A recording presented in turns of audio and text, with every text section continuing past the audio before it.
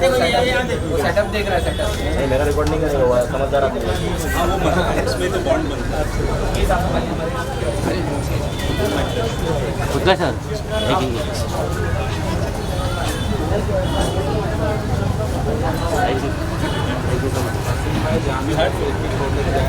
सीधा कुल्फी ली।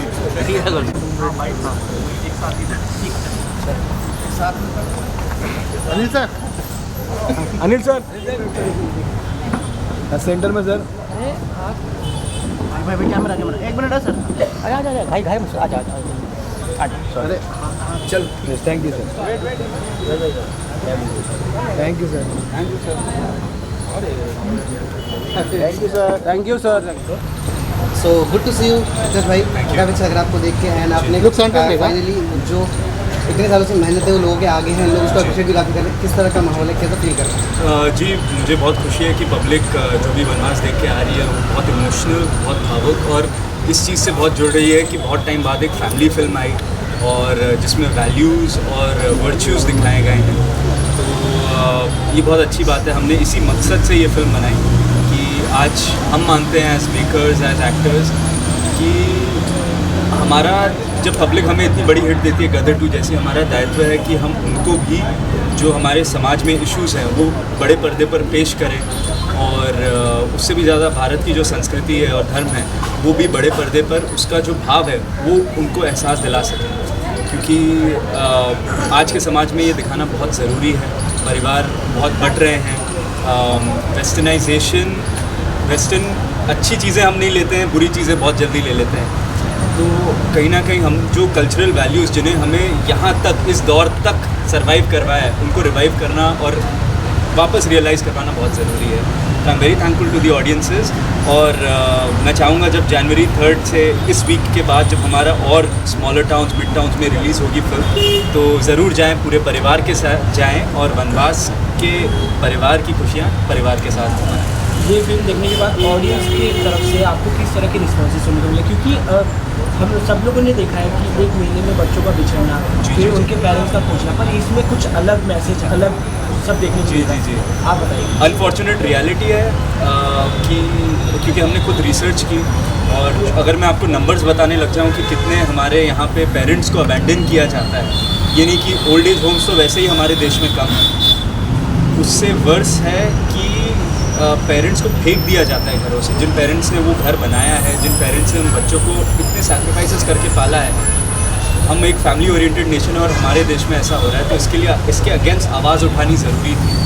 और unfortunate reality कि तीर्थ स्थलों पर ये किया जाता है, चाहे वो वृंदावन हो, चाहे वो बनारस हो, चाहे वो तिरुपति हो, हर जगह हमें ये देखने मिलता है कि वनवासियों की तरह बूढ़े माता पिता वहाँ पे दाने दाने को तरस रहे हैं। तो ये एक अनफॉर्चुनेट रियलिटी और वनवास के थ्रू हमने इसे एक एंटरटेनिंग और इमोशनल वे में दिखाने की कोशिश की। जब ये फिल्म मैंने देखी तो मुझे एक चीज़ सबसे ज़्यादा हिट की, जो एक फिल्म में एक लाइन कही गई है कि ये जो 2.5 लाख खर्च करके अपने डैडी का डेथ सर्टिफिकेट बनाई, यही हमारे लिए रियल लाइफ में भी ऐसा बहुत इंसिडेंट होता है। जब आप ये चीज़ सुनते हो, ये चीज़ देखते हो, न्यूज़ पढ़ते हो, क्या फील है? जी फिल्म में एक लाइन है कि कौड़ियों के चक्कर में खजाना खो दिया। जी ये बहुत महत्वपूर्ण लाइन है क्योंकि ये रियलिटी है। हम सिर्फ ये गरीब घरों में नहीं देखते, इनफैक्ट गरीब घरों में तो कम होता है, मिडिल क्लास, अपर क्लास घरों में ये बहुत ज़्यादा हो रहा है, जहाँ पे लोग प्रॉपर्टी के चक्कर में, अपने पर्सनल रीजंस के वजह से, अपने एंग्स्ट के वजह से, अपने समाज को भूल जाने की वजह से, अपने धर्म को भूल जाने की वजह से अपने माँ बाप के साथ ऐसा कुछ कर देते हैं। तो ये 2.5 लाख का सर्टिफिकेट, आप सोचिए 2.5 लाख को अपने माता पिता के साथ से कंपेयर कर रहे हैं। आप सोच लीजिए कितनी विसंगति आ गई है समाज में। कल हम लोगों ने अनिल सर से बात की, उनके इंटरव्यू में उनके आंखों में साफ से लग रहा था कि अपने पेरेंट्स की रिस्पेक्ट की करनी चाहिए। तो आपने उनसे क्या चीज़ सीखी जब आप इंडस्ट्री में कदम रखते? जी मेरे पापा ने कभी मुझे कोई चीज़ का प्रेशर नहीं डाला और पापा ने हमेशा मुझे ग्रो होने दिया, मुझे ओपिनियन लेने दिया कि मैं क्या बनना चाहता हूँ। और पापा की बस एक ही इच्छा रही कि मैं समाज में कुछ अच्छा कर सकूं, देश के लिए कुछ अच्छा कर सकूं, वो चाहे थ्रू फिल्म्स हो, चाहे वो कुछ और कार्य से हो। तो हमेशा बस यही एहसास दिलाने की कोशिश की है कि इंसान अच्छा बनना है। और कहीं ना कहीं आपसे बात करूँ तो उन्होंने बहुत साल पहले एक पिक्चर देखी थी बागवान पे, जहाँ पे दिखाया ये चीज़ दिखाई देगी कि फैमिली एक साथ रहना कितना ज़रूरी होता है। एंड इतने सालों बाद जहाँ पे सब एंटरटेनमेंट के पीछे भाग रहे हैं, वहाँ पे इतने अच्छे मैसेज के अपनी मूवी लेके आए। तो किस तरह के किस तरह का रिजल्ट आपको मिला बागबान से, या फिर उस तरह से ऑडियंस का आपको कमेंट करना कि इतनी लेजेंडरी मूवी से आपको रेजोनेट कर रहे हो? देखिए, बागवान और वनवास का जॉनरा सेम है, बट फिल्में बहुत अलग है और अलग सोशल इशू पे बेस्ड है।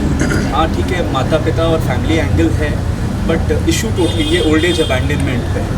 और ये मोर कॉमेडी स्टाइल की पिक्चर है।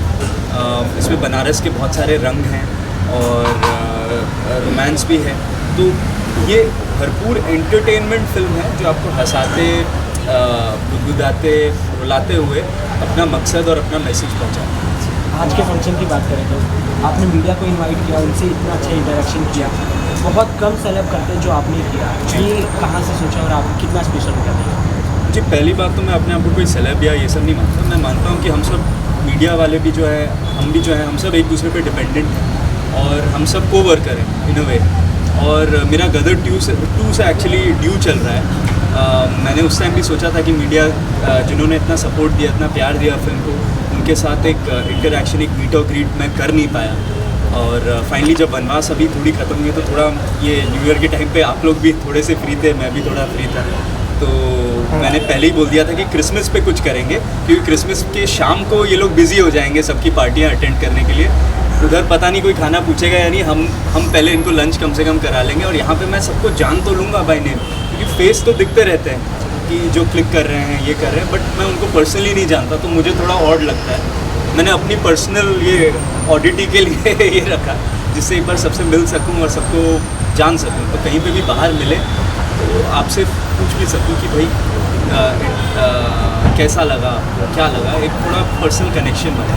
कहीं ना कहीं आखिरी सवाल कुछ सवाल में जाना चाहूँगा आपसे कि 2024 खत्म होने को है, 2025 आने वाला है, तो क्या 2024 की ऐसी यादें हैं जो अभी तक बटोर के आप 2025 में लेके जा रहे हैं, ऐसी क्या रेजोल्यूशन है 2025 में अपने साथ रखे जा रहे हैं? जी, 2024 की सबसे बेस्ट चीज़ ये थी कि मैं फिल्मों की बात नहीं करूँगा, बट सबसे बेस्ट ये चीज़ थी कि मुझे बहुत समय मिला कई और कहानियों पे बैठने के लिए और अपने आप को एज अ पर्सन एक्सप्लोर करने के लिए।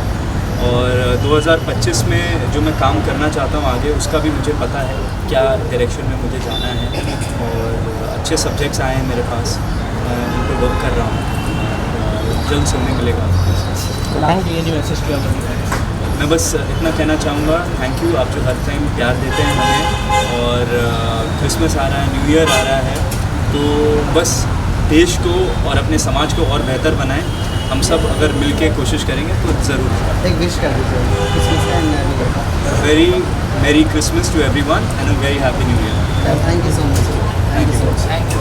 अरे मुझसे रिव्यू आना चाहिए और दिया हो बात है सुरेश ऐसे रहे अंदर अरे फोन पे चले सुरेश थोड़ा ऐसे रहे तो ऐसे टीम की तरह खड़े हैं। हाँ मोबाइल में चले मेरा मोबाइल कहाँ है? ये छोटे बंदे को आगे लो। मारना सब आओ ना।